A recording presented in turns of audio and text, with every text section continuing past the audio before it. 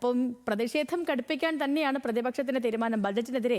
അപ്പം ബജറ്റ് അവതരണത്തിന് പിന്നാലെ ഇന്ന് ഇരു സഭകളിലും രാഷ്ട്രപതിയുടെ നയപ്രഖ്യാപനത്തിന് മേൽ നന്ദിപ്രമേയ ചർച്ചകൾക്കുമൊക്കെയും തുടക്കമാകുന്ന ഒരു ദിവസം കൂടിയാണ്. ശരത്ലാൽ ഡൽഹിയിൽ നിന്നും തത്സമയം നമുക്കൊപ്പം ചേർന്നുണ്ട്. Sarath, good morning. ഇപ്പം നമ്മൾ ഈ അതിവേഗ റെയിലിന്റെ കാര്യം പറഞ്ഞുകൊണ്ടിരിക്കുകയായിരുന്നു. ശാന്തകുമാർ വെള്ളാലത്തുമായിട്ട് ഇന്ന് ഇ ശ്രീധരൻ പൊന്നാനിയിൽ അവിടെ ഓഫീസൊക്കെ തുറക്കുന്നുണ്ട്. പ്രഖ്യാപനമൊന്നും വന്നില്ലെങ്കിലും ശ്രീധരന് പറയുന്നത്, ഇ ശ്രീധരൻ മെട്രോമാൻ പറയുന്നത്, അദ്ദേഹം പറയുന്നത് ഒരു റെയിലിന്റെ പ്രഖ്യാപനമൊക്കെ ഇനിയും വരും എന്നാണ്. അപ്പോൾ എന്തോ ഒരു നമുക്ക് നന്നായിട്ട് പ്രതീക്ഷിച്ച് വന്നാൽ കൊള്ളാം, അങ്ങനെ നമ്മളങ്ങ് മുന്നോട്ട് പോകുന്നു. ഇനി മറുവശത്ത് ബജറ്റ് അവതരണത്തിന്മേലുള്ള ചർച്ചകളൊക്കെ നടക്കുന്ന ഒരു ദിവസം, രാഹുൽ ഗാന്ധി സംസാരിക്കുന്ന ദിവസം. ഒപ്പം തന്നെ ഇനി കേരളത്തിൽ നിന്നുള്ള എം പിമാരുടെയൊക്കെ തീരുമാനം എന്താണ് ശരത്ത്? ഇന്നും പ്രതിഷേധിക്കാനുള്ള സാധ്യതയൊക്കെ ഉണ്ടോ? Good morning. Good morning Sudhalakshmi. ഇവിടെ നല്ല ഡൽഹിയിൽ പാർലമെന്റ് ഇന്ത്യ ഗേറ്റിലൊക്കെ നല്ല ഫോഗാണ്.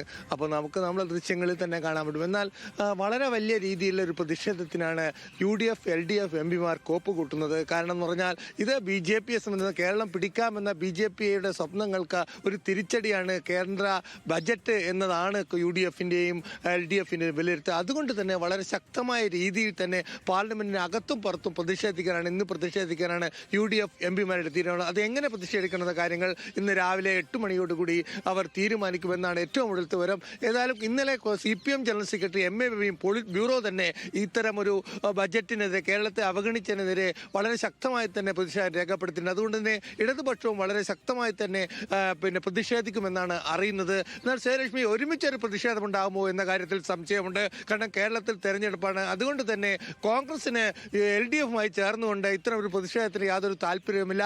ഇന്ന് പാർലമെന്റ് തുടങ്ങുമ്പോൾ സഭയിൽ ഇത് ഉന്നയിക്കണമെന്നാണ് ഒരു ഭാഗം എം പിമാർ പറയുന്നത്. മറ്റൊരു ഭാഗം UDF എം പിമാർ പറയുന്നത് സഭയ്ക്ക് പുറത്ത് പ്രതിഷേധിക്കണം. കാരണം കേരളത്തിൽ മാത്രമല്ല, കേരളത്തിന് ഒന്നും ലഭിച്ചില്ല. തമിഴ്നാടിന് 2 ഹൈസ്പീഡ് കോറിഡോർ ലഭിച്ചു.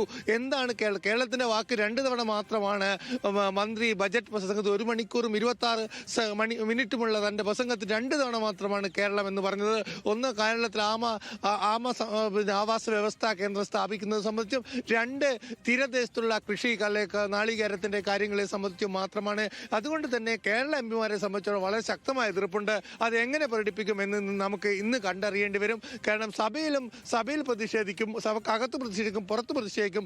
ഏതായാലും പ്രതിഷേധം കത്തിച്ച് നിലനിർത്താനാണ് താല്പര്യം. ബജറ്റിന്റെ ചർച്ചയിൽ കേരളത്തിന്റെ ആവശ്യങ്ങൾ, അതായത് കേരളത്തിലെ പ്രധാനപ്പെട്ട ആവശ്യമാണ്, ഒന്ന് ഹൈസ്പീഡ് റെയിൽ പ്രഖ്യാപിക്കുക, 2 ഈ കോറിഡോർ ചെന്നൈയിൽ നിന്നോ ബാംഗ്ലൂരിൽ നിന്നോ കേരളത്തിലേക്ക് നീട്ടുക തുടങ്ങിയ ആവശ്യങ്ങളാണ്.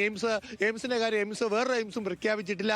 അതുപോലെ തന്നെ പ്രധാനപ്പെട്ട കാര്യം ആയുർവേദ എയിംസ് 3 പ്രഖ്യാപിച്ചു. അതിലൊന്ന് എന്തായാലും മലപ്പുറം ജില്ലയിലെ കോട്ടക്കൽ വേണം എന്നൊരാവശ്യം മുസ്ലിം ലീഗ് എം പിമാർ ഇന്നലെ തന്നെ പറഞ്ഞിട്ടുണ്ട്. ഏതായാലും അത്തരം സ്ഥലം സർക്കാർ കൊടുക്കണം. സർക്കാർ സന്നദ്ധമായാൽ ആയുർവേദ എയിംസ് കേരളത്തിൽ വരുമെന്ന് കേന്ദ്രമന്ത്രി ജോർജ് കുര്യനും നിർമ്മല സീതാരാമൻ തന്നോട് പറഞ്ഞു എന്ന് വ്യക്തമാക്കിയിട്ടുണ്ട്. ഏതായാലും BJPയെ സംബന്ധിച്ചോളം ഈ തെരഞ്ഞെടുപ്പിൽ വളരെ ശ്രമിക്കണം. ഈ ബജറ്റിൽ ജനങ്ങളിലേക്ക് എത്തിക്കാൻ വേണ്ടി ഇന്നലെ BJP വക്താക്കൾ നേരിട്ട് തന്നെ വക്താക്കളുമായി നിർമ്മല സീതാരാമൻ ഇന്നലെ രാത്രി തന്നെ ഒരു യോഗം ചേർന്നിരുന്നു. അതിൽ അനിൽ ആന്റണി അടക്കമുള്ള BJP നേതാക്കളും പങ്കെടുത്തിരുന്നു. BJP ബജറ്റിലെ യഥാർത്ഥ വശങ്ങൾ കേരളത്തിലെ ജനങ്ങളിലേക്ക് എത്തിക്കാനുള്ള പദ്ധതി തയ്യാറാക്കിയിട്ടുണ്ടെന്നാണ് അനിൽ ആന്റണി വ്യക്തമാക്കിയത്.